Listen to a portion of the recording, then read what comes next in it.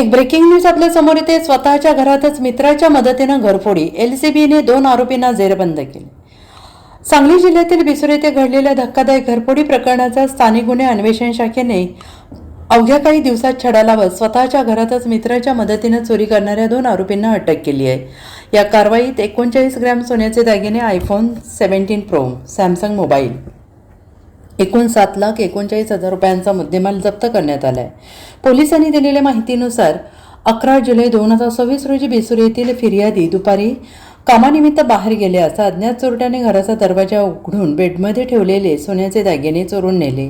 या प्रकरणी सांगली ग्रामीण पोलीस ठाण्यात गुन्हा क्रमांक 206/2026 दाखल करण्यात आला होता।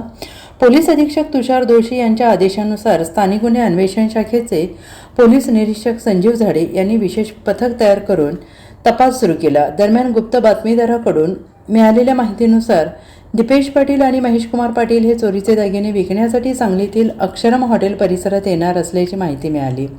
पथकाने सापळा रचून दोघांना ताब्यात घेतले। झडती दरम्यान दीपेश पाटीलच्या ताब्यातून सोन्याची चैन, अंगठ्या मिळाल्यास सुरुवातीला उडवाउडवीची उत्तरं देणाऱ्या दीपेशने पोलिसांच्या चौकशीत अखेर धक्कादायक कबुली दिली। घरफोडीत दुसऱ्या कोणाची नव्हे तर स्वतःच्याच घराची। दीपेशने कबूल केले की घरातील सर्व सदस्य बाहेर गेल्यानंतर त्याने मित्र महेश कुमार पाटील याच्या मदतीनं घराचा दरवाजा उघडून बेडमध्ये ठेवलेले सोन्याचे दागिने चोरले।